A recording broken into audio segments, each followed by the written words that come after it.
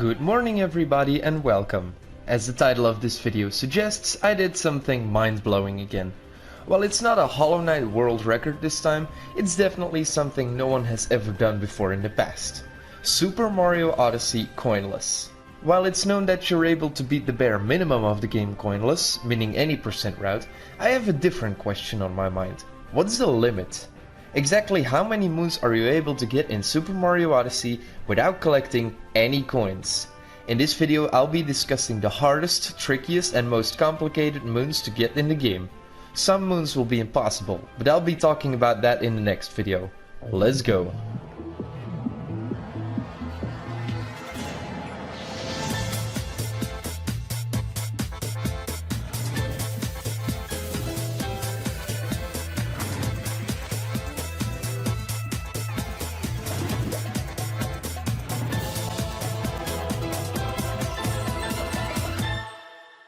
For the linearity of this video, I'll go over this kingdom by kingdom.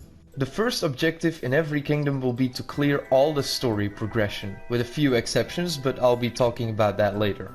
Our main goal is to keep the in-game coin counter on 0, which is traced among various Toadette achievement moons.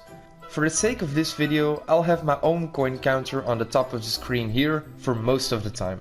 Some clips were recorded on an already completed save file and therefore the coin counter would be very messed up. This should clear that up. We start in Cascade Kingdom. There's not really especially tricky moons, but I want to point out that Moon 6 and Moon 30 require some precision. Skimming the Poison Tide requires you to get moon shards, which you can barely get without hitting the coin rings. Roll On and On requires a finicky roll boost off this platform here, but it's not really a threat to the run. Cascade Kingdom is where the fun really begins. We have to think ahead for moon number 3, Chomp Through the Rocks. In order to get this moon, you're supposed to break this stone with a chain chomp, but it gives you a coin by doing so. Because we're on version 1.3, the easy skip isn't possible. That's why we have to do Rock Slide. We have to start by skipping our first power moon, and this prevents the bridge from falling and leaves this spot open. We can actually ground pound here on a very specific spot and clip through the floor in some water below. Then we move around in the out of bounds area of Cascade Kingdom until we get here where the rocks lie. When you pick up a rock, Mario will be stuck in the floor and he'll start sliding along. Sometimes the controls will be inverted and sometimes it won't, so moving around here is very tricky. Mario will also fall when he hits a slope.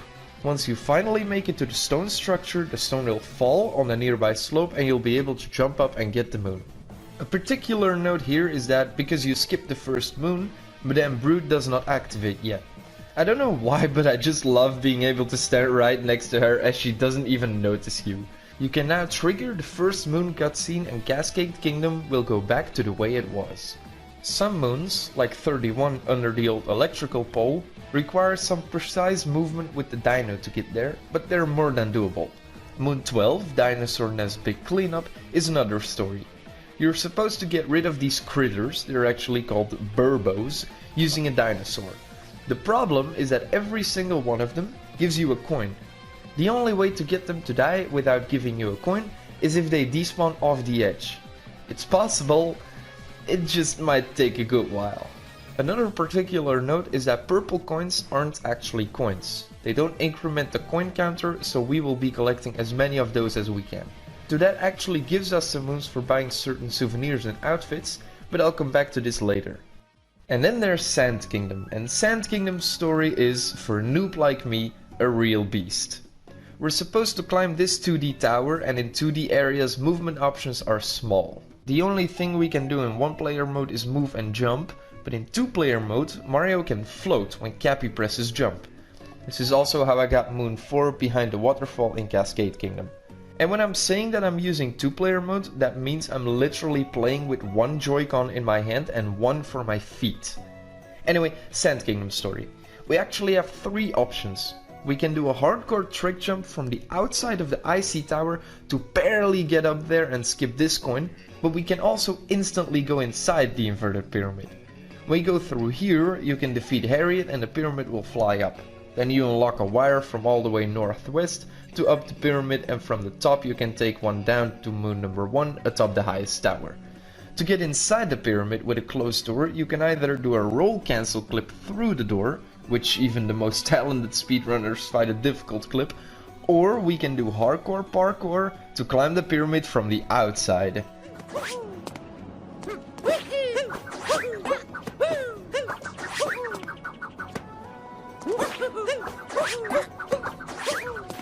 In the what I like to call research series, I skipped this and got the coin, but all three methods are entirely possible.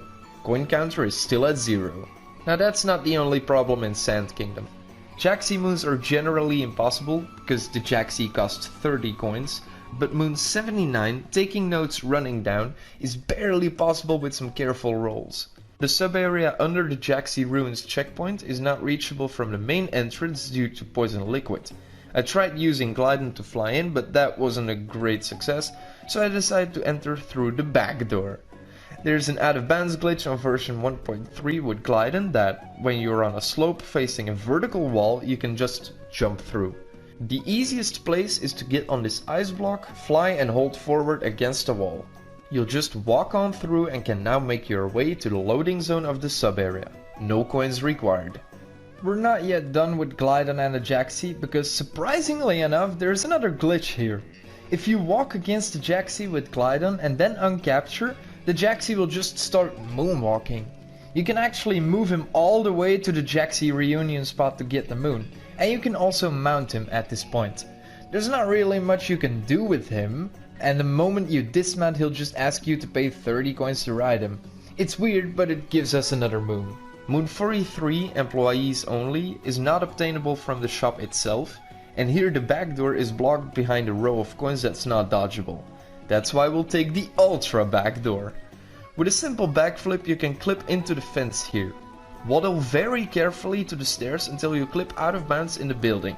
It's incredibly hard to see where you're going, but with a good long jump you can jump into the loading zone and get the moon. The last difficult sand moon is moon 88 through the freezing waterway. This is just obnoxious. Your movement here has to be perfect. The important thing to note is that your hitbox changes based on the amount of water you use, so it's always better to spend all of the juice before you go through a section. Your sprayed water also changes dependent on where you're facing, so you can face the wall and go slower, but the water won't fall down, if that makes sense. Keep grinding and you'll get it eventually. In Lake Kingdom there's some tricky moments too, for example here. You can't use a cheap for the Captain Toad moon because of the coins, but ground pounding in a tunnel will work. Moon 25, jump, grab, cling and climb some more, is difficult but doable. You just have to be sure about when and how you use Cappy here. Here you have to jump on the flowers next to the coins and then carefully jump up to the moving platform to get the moon.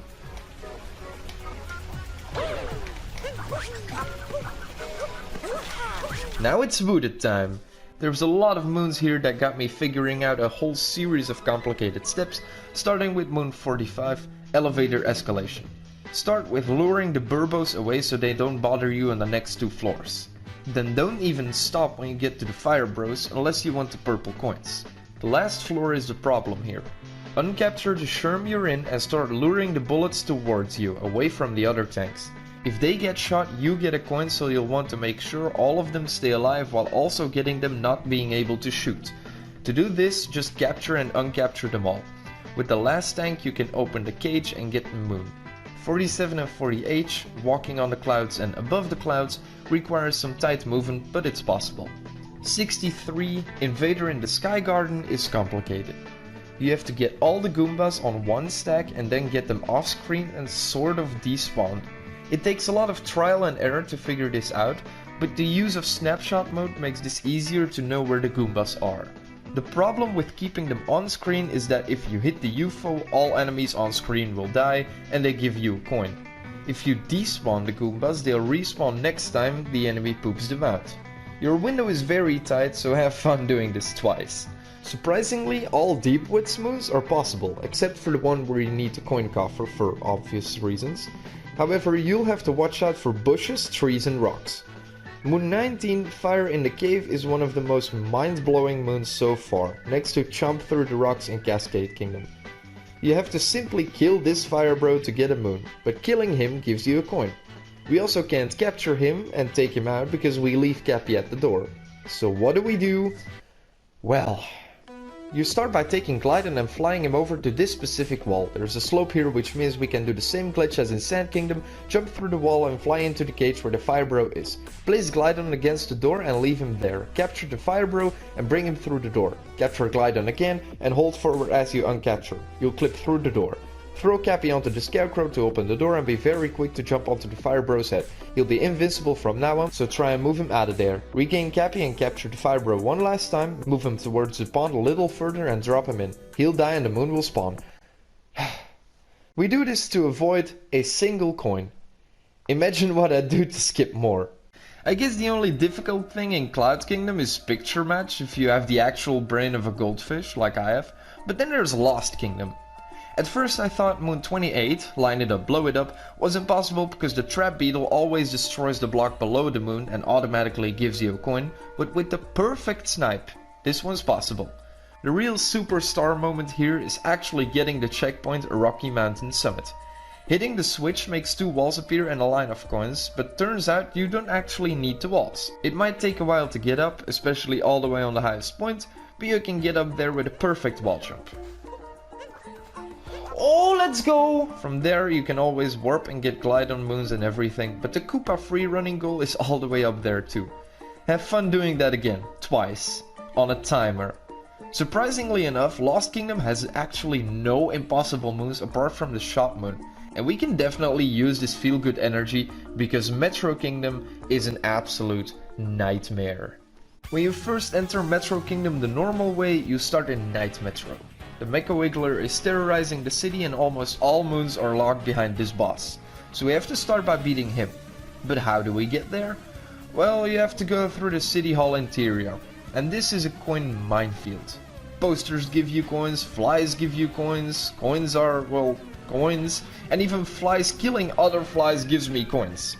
After that fiasco, there's still the boss. We have to capture and uncapture this first tank so that it despawns and doesn't get killed by the Mecha Wiggler, and for whatever reason he also won't respawn.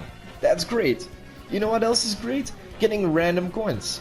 Outside of the area, Night Metro is still active and there are tanks, flies and taxis just existing around. So whenever a random tank shoots a random fly or taxi, it gives me a coin. Well, it's definitely possible, it's really obnoxious to have something out of your control screwing things up. And that's not all, because the worst part of Metro Kingdom is in Day Metro. It is the festival. The festival is 100% impossible to do coins. I tried everything. I tried skipping it altogether, I tried dodging the coins in the festival itself, I tried to do a CRC or a Cappy return cancel, which literally teleports Cappy miles away from you, but there's nothing to capture where Pauline is standing. I tried jumping over the death barrier, which isn't possible without hacks, but nothing works. Does that mean our run ends here? Well, no. There's enough moons laying around to move to the next kingdom, but we want to see what's the limit here. Be incredibly thoughtful about your actions in this kingdom, because when you say yes to Pauline to participate in the festival and you don't back up your save, all of the possible Metro Kingdom moons are now locked. Don't go here unless you got every possible moon laying around. There's 43 normal moons and 1 multi-moon out of the 45 spawn moons possible at this point. So if you're trying this run out for yourself, make sure you get them all. If you want to see which ones are possible and spawned, there's an Excel spreadsheet in the description below that I made. It lists all moons and how many coins they require. There's 2 moons that I want to point out before moving on. The first one being Moon 14, who piled garbage on this. At first I thought you'd always collect 1 coin, but turns out this is entirely possible. Moon 41, Sharpshooting Under Siege, has another series of steps that's pretty complicated to figure out. There's tanks shooting hidden blocks, other tanks, coin blocks and so on, but as you can see, by getting the shards in this specific order, you manipulate the tank's bullets to always miss. Still 0 coins so far. Snow Kingdom's story is way nicer to us.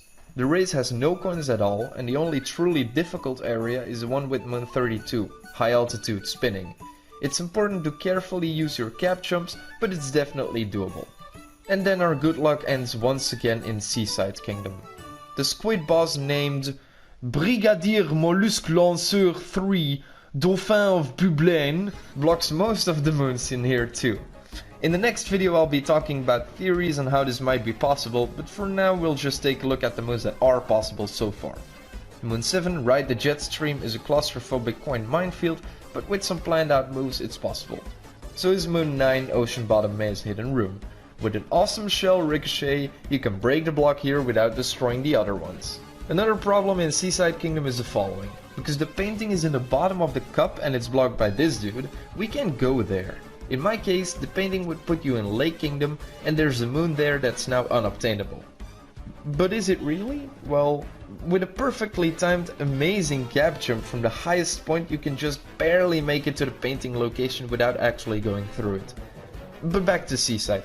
There's one last moon that looks impossible and definitely feels impossible. And exactly there, in this moment of despair, is where an awful lot of game knowledge saves the day. There's not just one way to get this moon. The obvious path is to take the straight road there, and however you can dodge the coins after the first one, I'm not satisfied.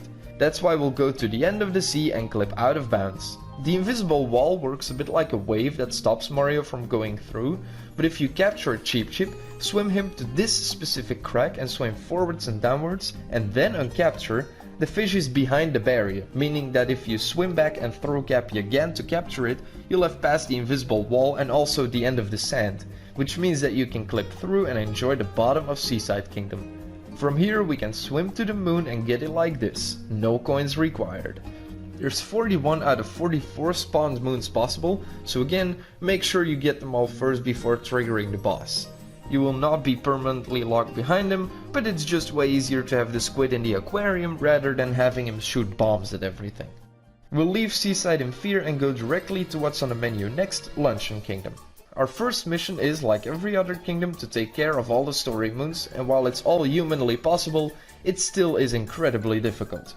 May I introduce you to my worst enemy in video games, RNG. RNG stands for Random Number Generator. It basically means that whenever a certain boss or really anything is going to do something, it's completely random every time whether it will do that certain thing. Take Cockatiel for example. At the start of the fight he'll either go to the left or to the right, and it's completely random. This action is mostly determined by something completely out of your control, and it also means that whether the fight is gonna go well or not is not in your control too. In our case, Cockatiel spews spike balls at seemingly random times in seemingly random directions, and while this is not a bad thing on its own, the fact that there's pieces in the soup that give me a coin if they break by anything makes this a bad thing. We don't want to get any coins. To do that we have to make sure none of the vegetables hit. To do that we have to prevent that Cockatiel hits them. To do that we have to either manipulate RNG, which isn't really a thing in our case, or we have to kill him as fast as possible. To do that we have to hit his crotch. My hate for this fight grew bigger and bigger with every second that I attempted this, but after hours and hours of grinding I succeeded. From then on, almost all the moons laying around are possible and actually pretty easy too. The only difficult moon is Moon 40, crossing to the magma. Normally you need a lava bubble to jump onto the tomato and climb further, but we can't kill him because he gives us a coin.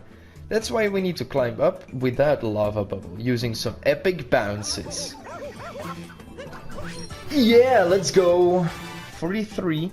Excavate and search the cheese rocks is, again, RNG based. Some cheese blocks contain coins and it's random every time you reload the save, but it might not take more than a few tries. Ruined Kingdom is next, and boy, this one had two complicated moons. The first one is moon number 4, Roulette Tower Stopped. We're supposed to break these blocks and go through from the bottom, but they give us a crap load of coins. Luckily, we can get the shell to bounce back from the breakable block, jump onto it and barely get over the wall. Here's the clip.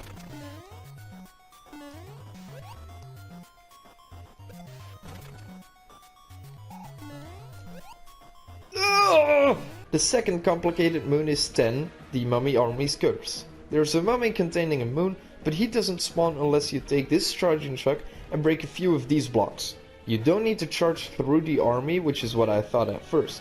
A very easy moon to get input wise, but a very difficult one to figure out. And with that we can go to Bowser's Kingdom. The first piece of knowledge that I needed to use was here. The moon shard is inside the block here, but the block next to it contains a coin. While a bomb destroys both blocks in one hit, a Pokio can destroy blocks like these too. It just takes about 200 pokes.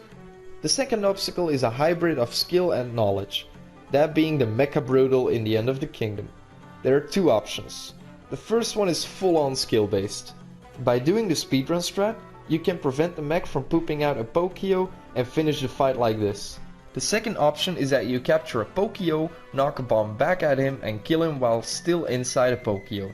If there ever spawns a second Pokio, just uncapture the one you're in and capture the one running around. After a few seconds, the uncaptured Pokio will despawn. It's not free, but it's not super hard. And after this you can basically go on a moon collecting rampage. There's one difficult moon and it took me hours to get this one done. It's number 51, Invader in Bowser's Castle. It's the same concept as in Wooded Kingdom, only now there's much more active in the area around it. I had to do 4 things before I could get it. I had to despawn 2 Pokios. One of them respawned, but he can't kill anything on his own then. I killed a few Spinies. These don't respawn at all, but they would be killed by the bombs. I had to stack up the Goombas and get them all the way to the end of the map. There I dropped them off so they were off screen but not ready for a respawn. And last, I killed the invader while always having the camera away from where the Goombas are. All of this manipulation made it that I could collect the moon without any coins. With all that, we can finally go to the ending area of the main game, being the moon. The Notes moon in the 2D area is difficult but doable in 2-player mode, and 36, Edge of the Galaxy, is possible as well. It's weird however how you have to go from left to right on a small planet because the controls sometimes switch around.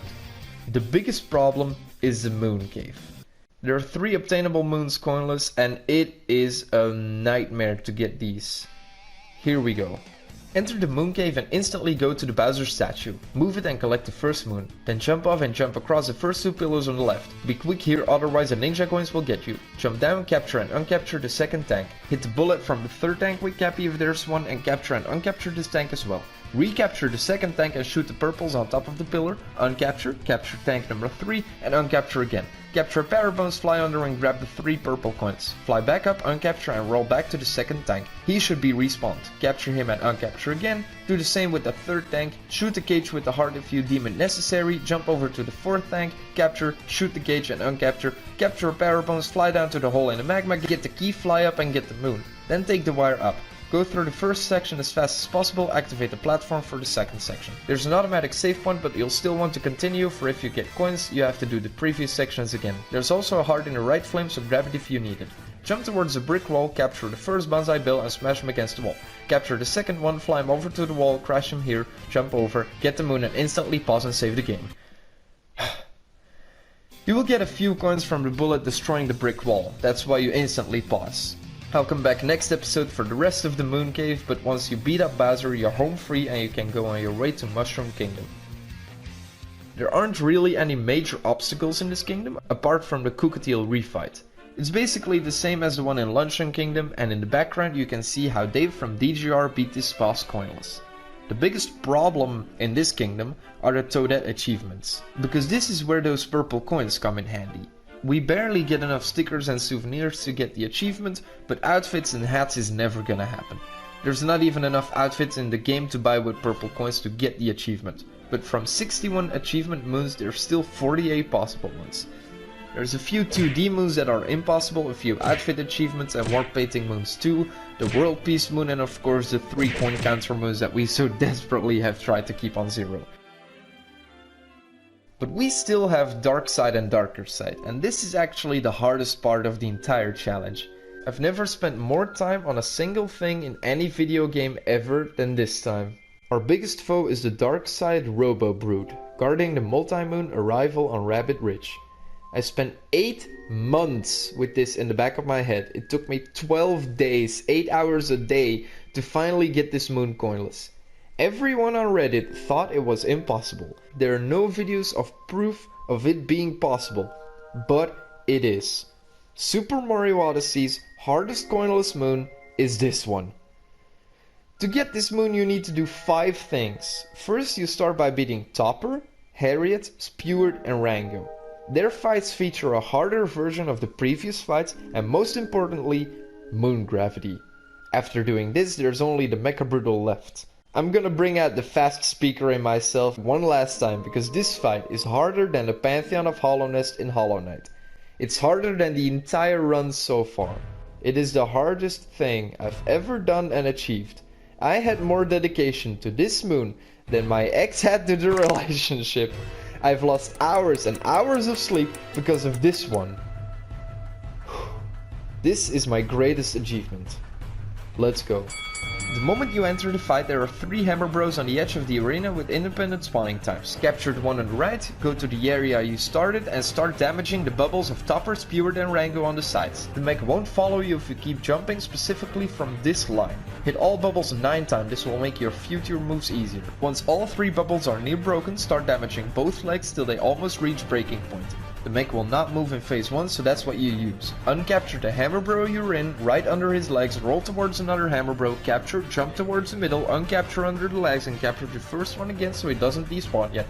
Hit the leg so the mech falls, uncapture, capture the other Hammer Bro laying around again, uncapture so the despawn time of both Hammer Bros is close to lined up, roll towards the last Hammer Bro and go for Harriet on the top. She will still take 10 hits but start throwing hammers already. Turn the camera so you can see where the other 2 Hammer Bros are. Once they are both despawned, you have 3 seconds to kill Harriet. If you get a coin, the spawn times of 1 and 2 weren't lined up or you were too fast or too slow.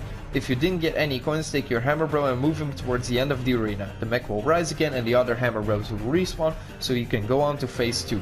The mech will take 3 steps and throw 4 bombs and then take 3 steps again. Go towards another Hammer Bro with the one you are in right now. Damage the leg, preferably when he's throwing bombs because he's not moving then. Uncapture and capture the other one, uncapture again and roll towards the remaining Hammer Bro. Go back to the mech and go for Topper. Make sure to wait again for the Hammer Bros to despawn, otherwise you'll get a coin for every single one still alive.